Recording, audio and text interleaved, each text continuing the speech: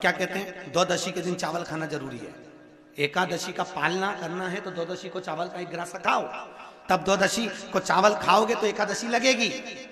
चावल नहीं खाओगे तो एकादशी नहीं लगेगी। द्वादशी को चावल खाना जरूरी है। क्यों कहते हैं? क्योंकि धान के खेत में जीव को छोड़ा जाता है, उस धान के खेत में, चावल के खेत में जीवात्मा रहती है। उसको चिड़िया खाती है तो चिड़िया के रूप में जन्म लेता है, मनुष्य खाता है तो मनुष्य के रूप में जन्म लेता है। इसलिए एकादशी के दिन चावल नहीं खाया जाता, क्योंकि एकादशी के दिन हम चावल खाएंगे तो जीव हत्या का दोष लग जाएगा। फिर कब खाना है? द्वादशी के दिन। द्वादशी के दिन क्यों खाया जाता है? क्योंकि हम एकादशी के व्रत करे रहते हैं और पहला घासा जब चावल का खाते हैं तो अपनी करी हुई एकादशी का पुण्य, जितने जीव हमारे मुंह में जाते हैं उनको उसका पुण्य मिल जाता है और उनका फिर जन्म नहीं होता, वो तर जाते हैं, उनको एकादशी का भाग मिल जाता है। इसलिए कहते हैं एकादशी को चावल मत खाओ, पर द्वादशी को शिव की एक बेलपत्र के नहीं जाओगे कभी डॉक्टर के पास, आप शंकर का भजन तो करो।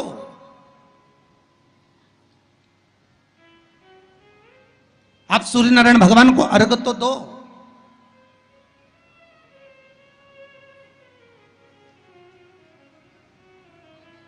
आप एक बेलपत्र शंकर को समर्पित तो करो। जिस बेलपत्र को आप वृक्ष पे से तोड़कर या बाजार में से 5 रुपए की खरीद कर लेकर शंकर भगवान को चढ़ा देते हो, शिव जी के पास जो पहुंच गई, जो अर्पण कर दिया जाता है, भगवान को दे दिया जाता है, वही तो प्रसाद बन जाता है। अरे बोलो जम के। जो शिव जी को दे दिया जाता है, अर्पण कर दिया जाता है, या राम जी को दे दिया जाए, या कृष्ण भगवान को दे दिया जाए, या देवी देवताओं को दे दिया जाए, जो भी हम भगवान को अर्पण करते हैं वो प्रसाद बनता है कि नहीं बनता? अरे बोलो जम के। बनता है ना प्रसाद। तो राम जी को तुमने लड्डू का भोग लगाया तो वो प्रसाद बन गया, उसको तुम लोगों ने खाया कि नहीं खाया? अरे बोलो जम के। खाया। हनुमान जी के मंदिर में ले जाके नारियल फोड़ा, वो प्रसाद बन गया। वो की चिटक निकाल निकाल के तुमने खाई कि नहीं खाई? खाई ना। देवी जी के मंदिर में गए, पूड़ी और हलवे का भोग लगाया, वो प्रसाद बना कि नहीं बना?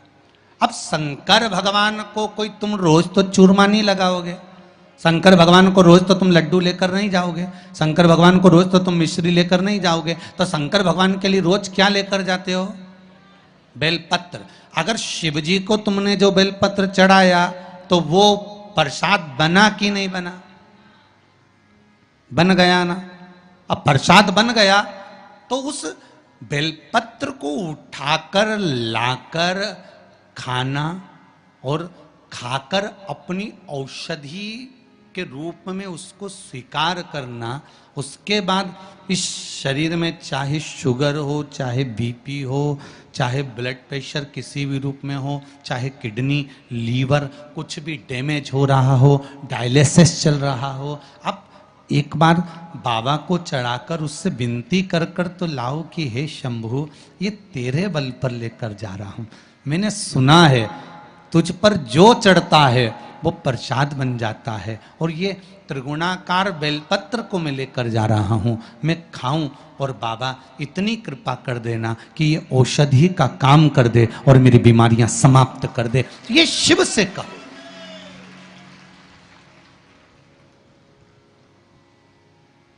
तीन मृदाओं का वर्णन है, 3 जगह की मिट्टी काया के रोग को ठीक कर देती है।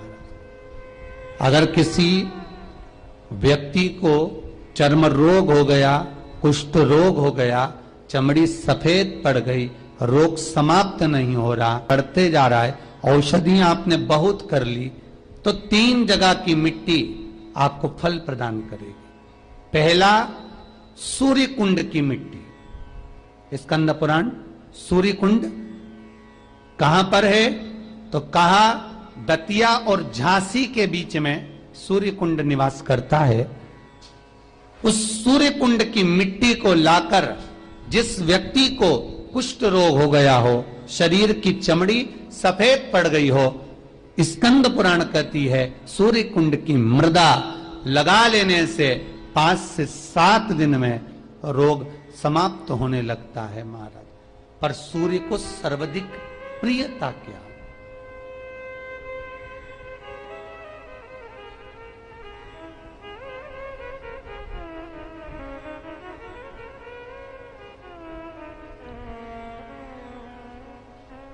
सर्वाधिक प्रियता सूर्य को क्या?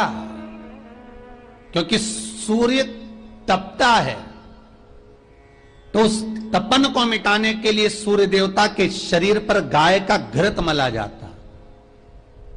जैसे शनि को तेल लगाया जाता है, सूर्य को घृत मला जाता। इसलिए सूर्य कुंड का एक नियम है कि सूर्य कुंड पर से अगर हम मिट्टी लेकर आते हैं, शरीर पर लगाने के बाद जब शरीर का चर्म रोग समाप्त हो जाए, सफेद चमड़ी अपने वापिस रंग में आ जाए, तब आप जितनी कामना कर कर आते हैं उतना घी उस सूर्य कुंड के पास में डालना पड़ता है। 1 किलो, 2 किलो, आधा किलो, 250 ग्राम, 25 ग्राम, 50 ग्राम, जो आपने कामना करी है उतना चढ़ाना पड़ता। पर वो घी गाय का होना चाहिए, और उस घी का प्रयोग कोई नहीं कर सकता। इसलिए आज भी स्कंद पुराण में तो केवल सूर्य कुंड का वर्णन है, घृत का वर्णन है, पर स्थान आज भी झांसी और दतिया के बीच में जो सूर्य कुंड विराजमान है, आज भी वहां पर कुंड के पास में एक घी का कुआं है जिसमें घी डाला जाता है, पर उस घी का प्रयोग कोई दुनिया का व्यक्ति नहीं कर सकता। जो करता है वो शरीर में फपोले पड़ जाते हैं और बाद में सड़कर मर जाता है।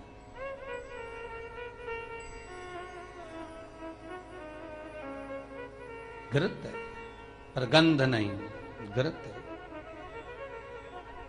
3 जगह की मृदा जीव को सुख का अनुभव कराती है। पहला सूर्य कुंड महाराज। दूसरा वर्णन करा है, जिस स्थान पर गौ माता को बांधा गया हो और गाय अपने बछड़े को, बछिया को जन्म देती हो, उस स्थान पर उसकी मिट्टी, उसकी मृदा, उस जगह की रज, जब मकान का मुहूर्त होता है, दुकान खोली जाती है, दुकान बनाई जाती है, दुकान में कोई अग्नि का प्रवेश हो, उससे पहले जहां पर गाय ने अपने बछड़े को जन्म दिया हो, बच्चे को जन्म दिया हो, उस स्थान की मिट्टी उस भूमि पर लेपन कर दी जाए तो जिंदगी में कभी संपदा की कमी नहीं हो सकती महाराज। ये दूसरी मृदा स्कंद पुराण वर्णन करती है, धेनु मानस वर्णन करती। दूसरी गीता प्रेस गोरखपुर का गो अंक वर्णन करता है। जहां पर गौ माता बंदी हो, जहां पर गौ माता नित्य स्मरण करती हो और गाय के बच्चों का जन्म होता हो, और वो भी देसी गाय, देसी बच्चों को जन्म दे, विदेशी नहीं, जर्सी नहीं, हो देसी बछड़ा हो, देसी ही गाय।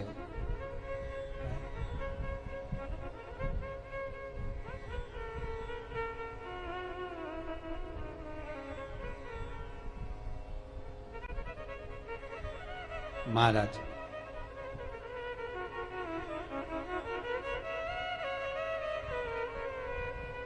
जहां पर गौ माता बंधती हो, गाय अपने बछड़े को जन्म देती हो, गाय अपने बछिया को जन्म देती हो, उस जगह की मिट्टी बड़ी प्रबल होती है, बड़ी प्रखर। यहां तक शिव महापुराण की कथा कहती है, स्कंद पुराण कहती है, धेनु मानस कहती है, गीता प्रेस गोरखपुर का गो अंक वर्णन करता है। महाराज गौ माता के खुर, गौ माता के चरण जहां पर नित्य प्रति पढ़ते हो, नित्य प्रति पढ़ रहे हो,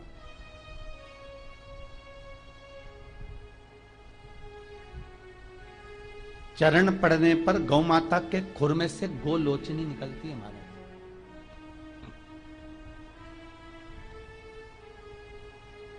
वो गोलोचनी सफेद कलर की होती है,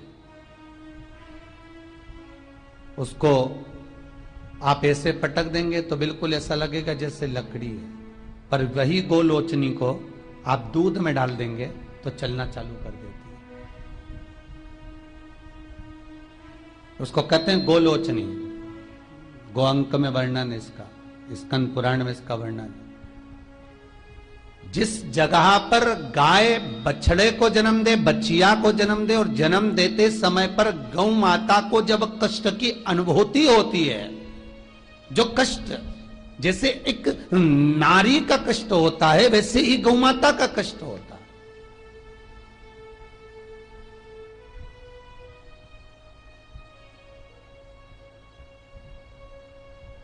और वो कष्ट के समय पर खुर में से गौलोचनी गौ माता के कष्ट को हरने के लिए प्रकट होती है। उस गौलोचनी का जिह्वा से गौ माता चाटन करती है, चाटती है, और चाटने के बाद जो बछड़ा जन्म देती है उस बछड़े को अपनी जिह्वा से एक बार चाट लेती है।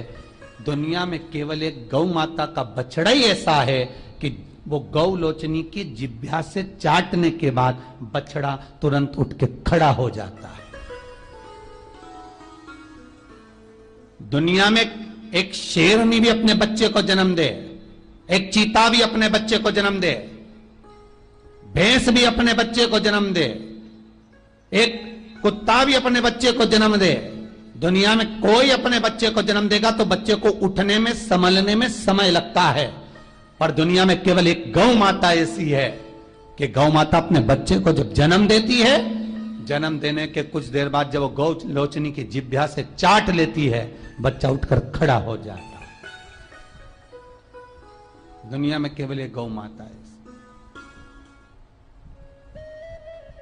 गौ लोचनी ढूंढो, हम ये नहीं कहते कि तुम गौ माता के पांव में ढूंढना प्रारंभ कर दो, आप तो मत ढूंढो। गौ लोचनी जहां गिरी है उस रज का भी बड़ा महत्व है। अर्थात गाय ने जहां बछड़े को जन्म दिया उस भूमि पर गौलोचनी पड़ी है, और वो गौलोचनी हमारे जीवन का सुख का अनुभव करा देती है। वो गौलोचनी हमारे जीवन का आनंद का अनुभव करा देती है।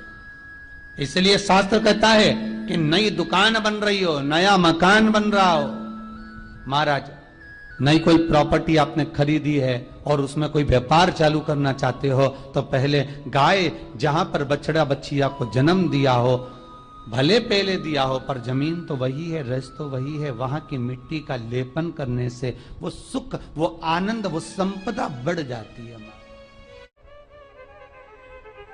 तीसरी मिट्टी, तीसरी मृदा, गोपी भूमि। जिस भूमि पर गोपियां भगवान से मिलने के लिए गई थी और इंतजार करते करते कब द्वारका नाथ आएंगे, कब द्वारकाधीश हमें दिखेंगे, कब ठाकुर हमें दिखेगा, उस भूमि पर ठाकुर का इंतजार करती हैं। जब भगवान कृष्ण नहीं आए तब उन गोपियों ने शिव को बुलाया। इसलिए गोपी तालाब के पास में शंकर का मंदिर है, पर है गोपी भूमि। महाराज पहली सूर्य कुंड, दूसरी जहां गौ माता बनती हो वहां की मिट्टी, तीसरी है गोपी भूमि, जहां पर गोपियां भगवान को पुकार रही हैं, रो रही हैं, बिलक रही हैं भगवान से मात्र एक बार मिलने के लिए। एक बार भगवान से केवल मिलन हो जाए, एक बार उनका दर्शन हो जाए, एक बार उनसे मिल जाए। कृष्ण यदि सुन सकते हैं तो केवल शंकर की सुन सकते हैं। तो गोपियां शिव को बुला लेती हैं, बाबा आप पधारो। शास्त्र कहता है इस भूमि पर गोपियों ने बेलपत्र को तोड़कर भगवान शिव को समर्पित करा है। गोपी चंदन के नयन अश्रु से जो चंदन उत्पन्न हुआ था, जो मिट्टी हुई थी, उसका शिवलिंग का निर्माण कर कर उसकी पूजन करी है। उसी शिवलिंग में से शंकर प्रकट हुए। तीनों भूमि की मिट्टी का देखिए, सूर्यकुंड की मिट्टी काया का रोग ठीक कर रही है, गौ माता के बंधने की मिट्टी लक्ष्मी की वृद्धि कर रही है, और गोपी तालाब की मिट्टी आपको भक्ति प्रदान कर रही है। ये जितने गौड़िया मठी होते हैं, जितने इस्कॉनी होते हैं, जितने जितने भी निम्बार्की हुए, गौड़िया हुए, पुष्टि के हुए, इनको गोपी तालाब की जो मिट्टी होती है, गोपी चंदन जो होता है, इसका जो तिलक लगाते हैं नासिका तक, श्वेत तिलक आपने देखा होगा, सफेद कलर का तिलक जो गोपी चंदन जो होता है, उसका जो तिलक, ये भक्ति के लिए लगाते हैं, भक्ति की प्रबलता से। एक बेलपत्र, जैसे एक बेलपत्र, चाहे वो किसी भी अवस्था की हो, चाहे उस बेलपत्र का ये पत्ता आधा टूट गया हो, चाहे वो बेलपत्र का एक पत्ता भी पूरा टूट गया हो, चाहे वो बेलपत्र 2 पत्र की हो गई हो, चाहे वो बेलपत्र को कीड़ा खा गया हो, चाहे वो बेलपत्र खंडित हो गई हो, चाहे वो बेलपत्र किसी भी तरह की हो गई हो, चाहे वो बेलपत्र शंकर जी पे चढ़ी क्यों ना हो, चाहे वो बेलपत्र एक किताब में रखकर सूख गई हो, चाहे वो बेलपत्र के टुकड़े टुकड़े हो गए हो, चूरा चूरा हो गया हो, तो भी वो बेलपत्र मेरे शंकर भगवान स्वीकार कर लेते हैं।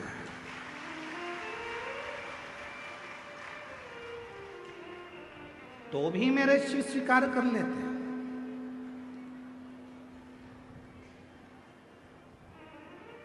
कभी अगर मौका लगेगा तो हम अपनी जिस गाड़ी से हम लोग आते जाते रहते हैं, उस गाड़ी में हम लोग एक किताब रखते हैं शिव जी की, वो एक किताब रखते हैं। उस किताब में बेलपत्र को, ऐसे बेलपत्र को हम लोग रख लेते हैं। क्यों रखी रहेगी? हमारे पास में कहीं सफर में, कहीं एकांत में एकांतेश्वर महादेव मिल गए, किसी ओटले पर, चबूतरे पर शंकर का शिवलिंग मिल गया, पानी तो गाड़ी में रहता ही है, चढ़ाया, अपनी पुस्तक में से बेलपत्र निकाली, बाबा को चढ़ा दी और चढ़ाकर वापिस उठाकर हम रख लेते हैं। फिर आगे गए, फिर कोई एकांतेश्वर महादेव मिल गए, चढ़ा दिया, बेलपत्र निकाली, बाबा को चढ़ा, स्वीकार कर। उस बेलपत्र में इतना बल उत्पन्न हो जाता है, क्योंकि एकांतेश्वर महादेव में एकांत में शंकर भगवान बैठे हैं, और आप उनकी आराधना कर कर वो बेलपत्र को चढ़ाकर स्वीकार कर कर जब औषधि के लिए लेकर आते हो, तो बड़े से बड़े रोग पर भी वो बेलपत्र काम करना प्रारंभ कर। वो बेलपत्र, अब कई माताएं यहाँ पर आती हैं, कई माताएं हमारे पास में यहाँ पर आती हैं, जिनका नाम हम पुकारते हैं, वो आती हैं, हम बेलपत्र देते हैं तो किसी किसी की बेलपत्र टूटी हुई रहती है, खंडित रहती है, तो माता कहती है तो खंडित है गुरुजी, दूसरी दे दो।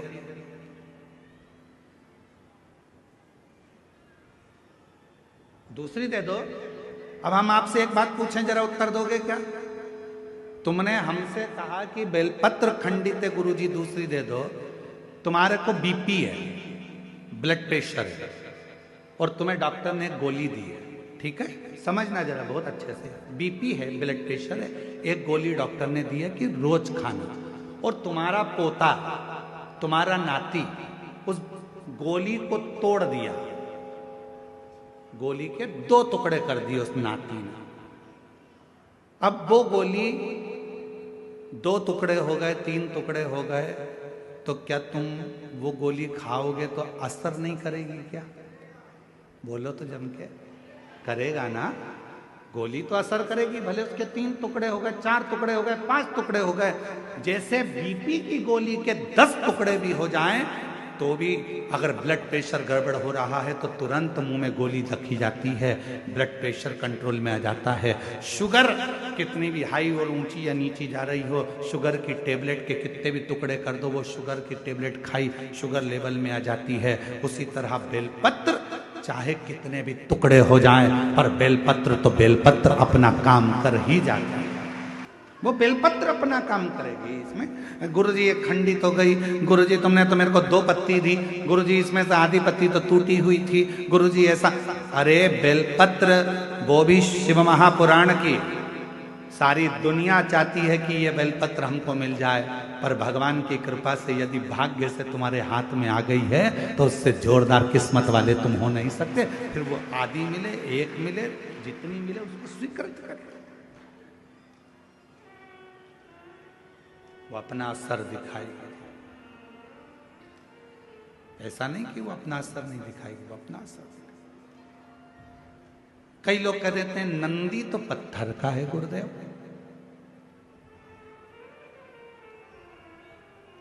ये हम ही लोग तो विचार कर कर लोगों को सीख देते हैं कि नंदी पत्थर का है। ना ना ना ना, शिव जी के मंदिर में जो नंदी मंदिर के बाहर बैठा हुआ है, तुम्हारी भूल है जो तुम उसे पत्थर का मान रहे हो। उस नंदी के पास बैठकर कितना भी बड़ा दुख हो, थोड़ी देर उसके पास बैठकर अपने दुख को कहना प्रारंभ करना। 15 दिन इंतजार करना, 16वें दिन तुम्हारा दुख कटना प्रारंभ हो जाएगा। किसी से नहीं किया तुमने, ना अपने रिश्तेदार से, ना नातेदार से, ना कुटुंबी से, ना कबीले में, ना परिवार में, ना रिश्तेदारों से, ना अपनों से, किसी से अपना दुख नहीं कहा। केवल दुख कहा तो भगवान देवादिदेव महादेव के नंदी से कहा। और नंदी से तुमने तो कहा था पत्थर के नंदी से। फिर शिव जी तक बात कैसे पहुंची, दुख कैसे कटा? उम्र जैसे जैसे बढ़ती है, दो चीजें कम होती चली जाती है। उम्र बढ़ेगी और दो चीजें कम होती चली जाएगी। एक, उम्र बढ़ने पर छोटे छोटे जो अक्षर होते हैं वो कम दिखते हैं।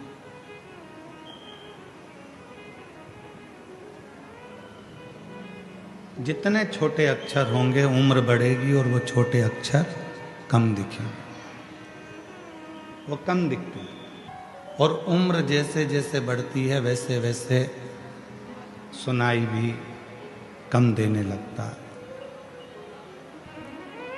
थोड़ा कम सुनने में आता है। दो चीजें हैं। शिव महापुराण की कथा कहती है जैसे जैसे उम्र बढ़ती है वैसे वैसे दो चीजें हो जाती हैं। एक, छोटे छोटे अक्षर दिखते नहीं हैं, और दूसरा, थोड़ा कानों से कम सुनाई देता। क्यों, किस लिए? और ये प्रसंग केवल आपका और हमारा नहीं है। ये प्रसंग केवल आपका और हमारे तक सीमित नहीं है। ये प्रसंग है स्वयं माता सती और भगवान शिव का। ये प्रसंग है माता सती और भगवान शंकर का।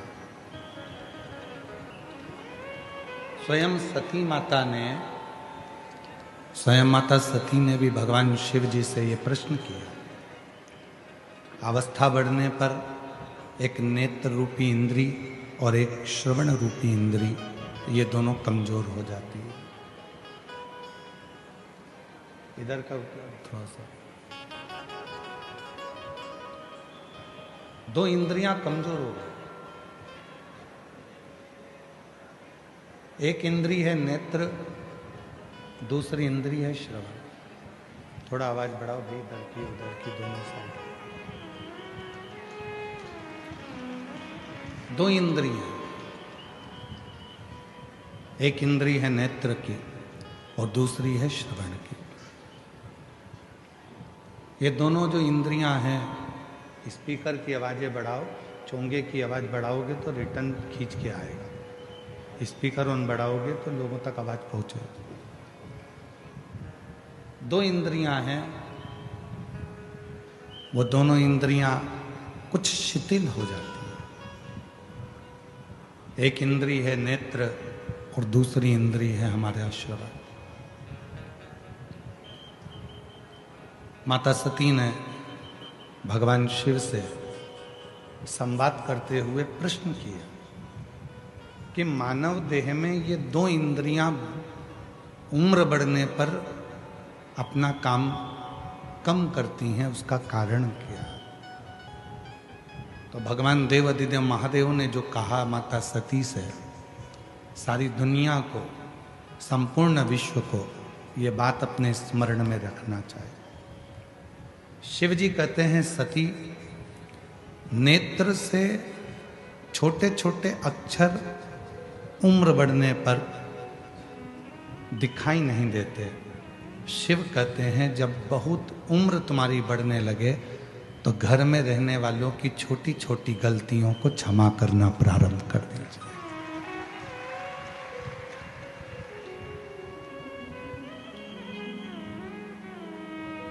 छोटी छोटी बातों को ध्यान ना दो, छोटी छोटी बातों का स्मरण ना करो, छोटी छोटी बातों का जरा मनन चिंतन ना करो। हो गया कोई छोटी मोटी गलती अगर हो गई है तो वो छोड़ो।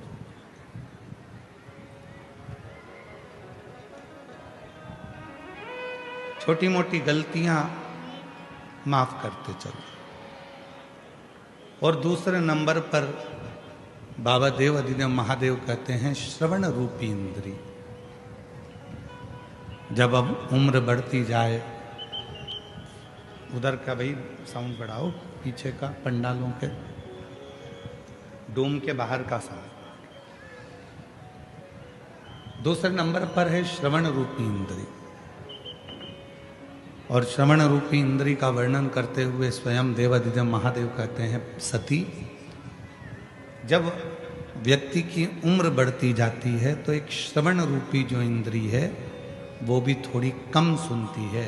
अर्थात शिव जी कहते हैं कि व्यर्थ की बातों को ना सुनते हुए उस परमात्मा का स्मरण करो जिसने तुमको जन्म दिया, जिसने तुम्हें भेजा।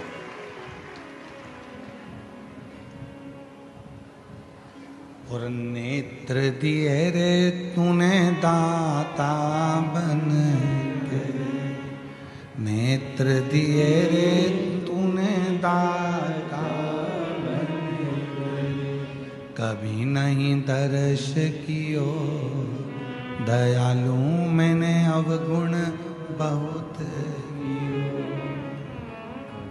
ये नेत्र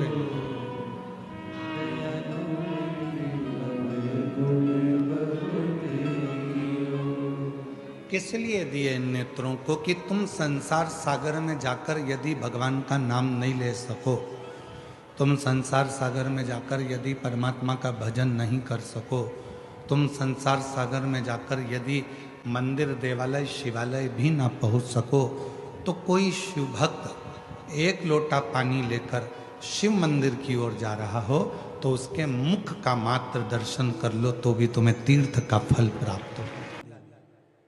देखिए, देवराज ब्राह्मण चोरी करने के बाद भी भगवान शंकर के धाम गया है। उसका एक कारण था कि देवराज ब्राह्मण की माता एक लोटा जल शिव को समर्पित करती। कितना जल? जम के बोलिए जरा, एक लोटा। और आप सबको कहूंगा, शिव मंदिर में प्रतिदिन एक लोटा पानी, एक लोटा जल अवश्य अवश्य चढ़ाना।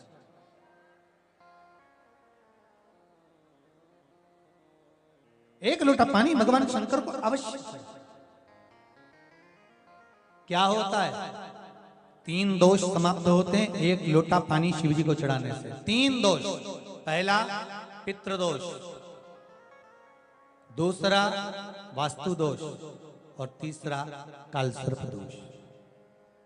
जब हम घर में से जल लेकर जाते हैं तो हमारे घर का पानी जब जाता है तो घर का जो वास्तु केंद्र होता है वो रसोई घर होता है।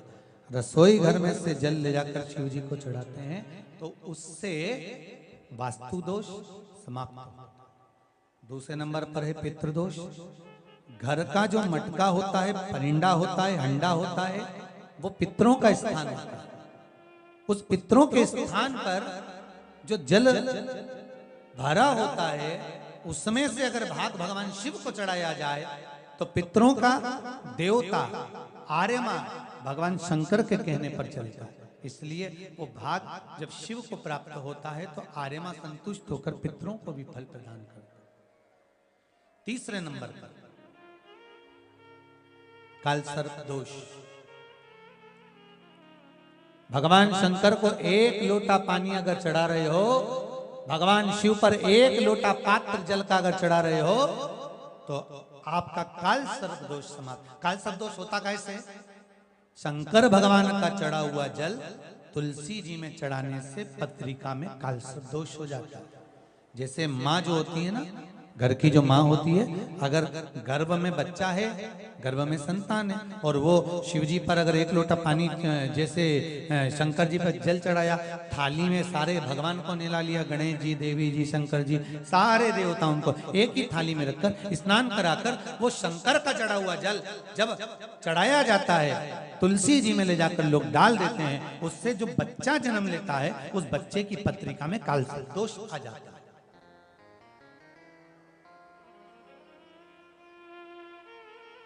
इसलिए शिव महापुराण की कथा कहती है सारे देवताओं को भले एक ही थाली में स्नान करा लो, एक ही पात्र में स्नान करा लो, पर देवाधिदेव महादेव को एक छोटे से पात्र में अलग से स्नान करा लेना चाहिए, अलग से।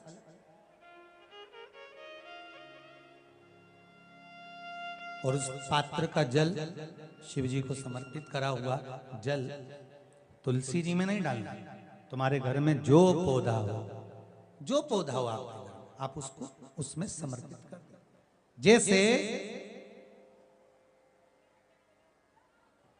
बेलपत्री चढ़ाने के बाद जल चढ़ाना या जल चढ़ाकर बेलपत्र चढ़ाना। एक पत्र है, बड़ा सुंदर है, छोटा सा भाव, प्रश्न अच्छा है, आप सबके हित का।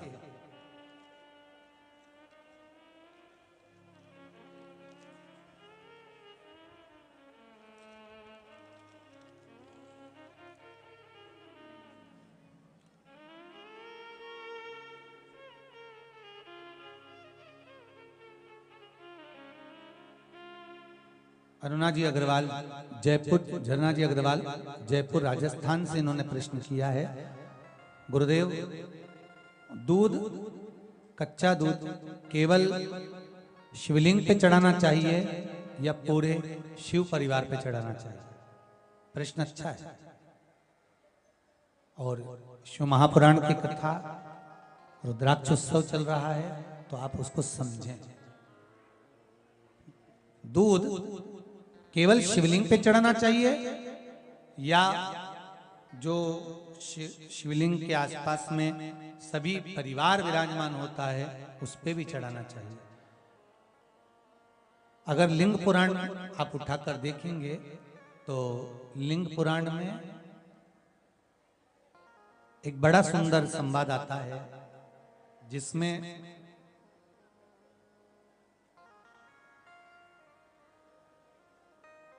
पीले कलर के शिवलिंग का वर्णन आता है। सफेद, लाल, पीला और काला, ये शिवलिंग का आपको पहले वर्णन करा। ब्राह्मण सफेद मट्टी का शिवलिंग बनाता है, वैश्य पीली मिट्टी का शिवलिंग बनाता है, क्षत्रिय लाल मिट्टी का शिवलिंग का निर्माण करता है, शूद्र काली मिट्टी का शिवलिंग का निर्माण करता है। काली मिट्टी के शिवलिंग का निर्माण करता है। ये जो वर्णन किया गया है कि उसमें लिंग पुराण के अंतर्गत एक पीले शिवलिंग का वर्णन आता है कि पीला जो शिवलिंग होता है उस शिवलिंग का भाव कितना सुंदर बताया गया है। उसमें व्याख्यान वर्णन में आप अगर पढ़ेंगे देखेंगे लिंग पुराण के अंतर्गत तो उसमें आता है कि दूध जब आप देव अधिदेव महादेव के शिवलिंग पर समर्पित करते हो तो शिव महापुराण की कथा कहती है, लिंग पुराण कथा कहती है, नर्मदा पुराण, स्कंद पुराण, पद्म पुराण, अग्नि पुराण, सारी पुराणे वर्णन करती है, वराह पुराण, ब्रह्मवेत्ता पुराण, ये जितनी पुराणे सब वर्णन करती है कि जब शिवलिंग पर हम दूध चढ़ाते हैं तो केवल शंकर भगवान के शिवलिंग पर दूध चढ़ा देने से संपूर्ण परिवार पर दूध चढ़ जाता है। अलग से हमें कहीं चढ़ाने की जरूरत नहीं, अलग से हमें कहीं दूध ले जाकर चढ़ाने की जरूरत नहीं कि हमें गणेश जी को अलग से चढ़ाना पड़ेगा, देवी जी को अलग से चढ़ाना पड़ेगा, कार्तिकेय जी को अलग से चढ़ाना पड़ेगा या नंदी को अलग से चढ़ाना पड़ेगा। तो जो प्रश्न करा है झरना जी अग्रवाल जी ने, जयपुर राजस्थान से हैं, सुंदर प्रश्न करा है और ये आपको ज्ञात होना चाहिए कि शंकर भगवान पर चढ़ाया गया थोड़ा सा भी दूध जल जो हम भगवान शिव को समर्पित कर रहे हैं वो केवल शिव के लिए नहीं रहता, केवल भगवान शंकर के लिए नहीं है, वो स्वयं 33 कोटि देवताओं को समर्पित हो जाता है, स्वयं 33 कोटि देवताओं को पहुंच जाता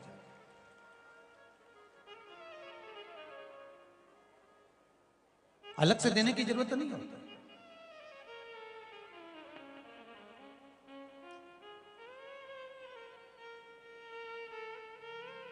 महाराज एक लोटा पानी, बेलपत्री आप शिवलिंग पर पहले चढ़ा रहे हैं, उसके बाद जल चढ़ा रहे हैं। दूसरा, जल चढ़ाने के बाद बेलपत्र चढ़ा रहे हैं। ये दो अलग अलग क्रम है शंकर भगवान की पूजन के। आप समझ लीजिएगा जरा, ये प्रसंग कभी नहीं आया, आज आया है तो उसको समझ लीजिए।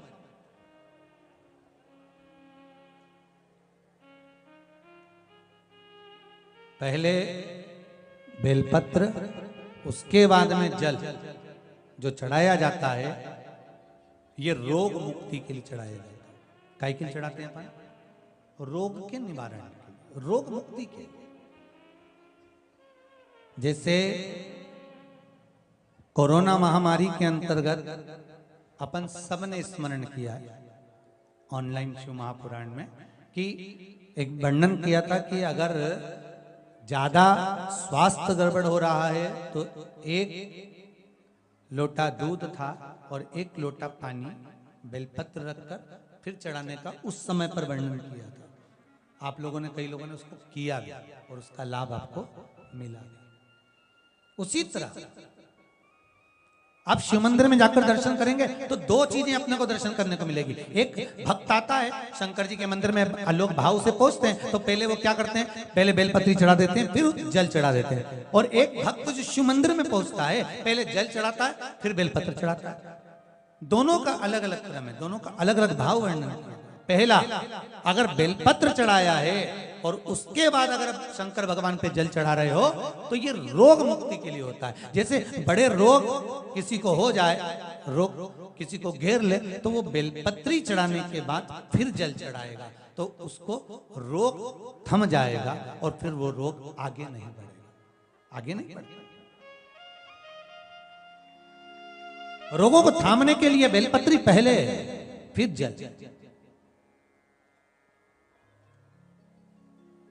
और जब कुछ कार्य के लिए आप, सिद्धता के लिए आप, अच्छे कार्य के लिए आप, मन की प्रसन्नता के लिए, आनंदता के लिए आप शिव आराधना कर रहे हो, आप शंकर की आराधना कर रहे हो, तो आप जल चढ़ाकर फिर बेलपत्री चढ़ा, उसका लाभ आनंद में। आपने जल चढ़ाया, उसके बाद बेलपत्र चढ़ा।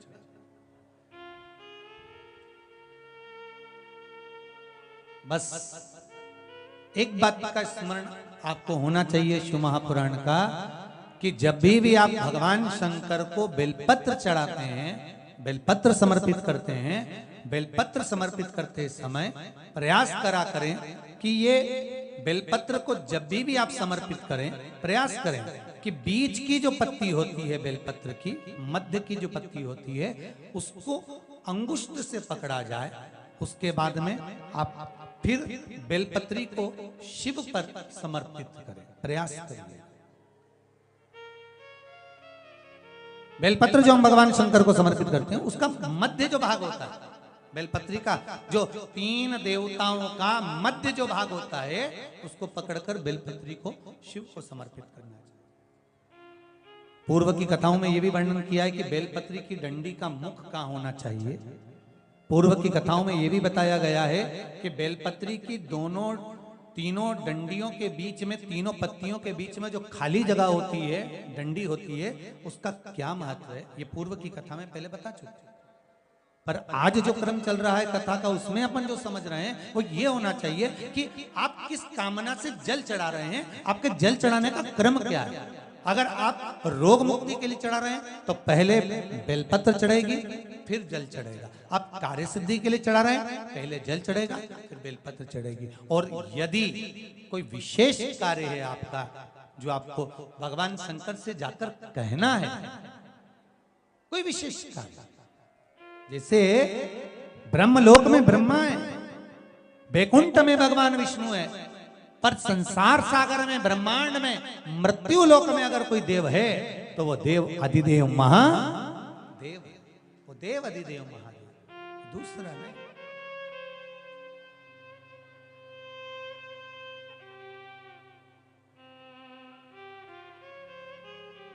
कोई दूसरा नहीं है।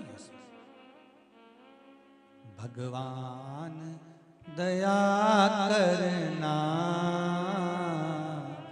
मैं तेरे भरोसे हूँ। भोलेनाथ दया करना, मैं तेरे भरोसे हूँ। ना घर के भरोसे हूँ, ना परिवार के भरोसे हूँ। सब गाइए। ना घर के भरोसे हूँ, ना परिवार के भरोसे हूँ। भोलेनाथ दया करना, मैं तेरे भरोसे हूँ। भोलेनाथ दया करना, मैं तेरे भरोसे हूँ। जिसको एक भरोसा होता है शंकर का, भगवान का एक भरोसा होता है, दिखता नहीं है, दिखता नहीं है। ना इनके भरोसे हूँ, ना उनके भरोसे हूँ, ना इनके भरोसे हूँ, ना उनके भरोसे हूँ। भोलेनाथ दया करना, मैं तेरे भरोसे हूँ। भोलेनाथ दया करना, मैं तेरे भरोसे हूँ। आप किसके भरोसे पर आए हो? जम के बोलो जरा। भोले नाथ के।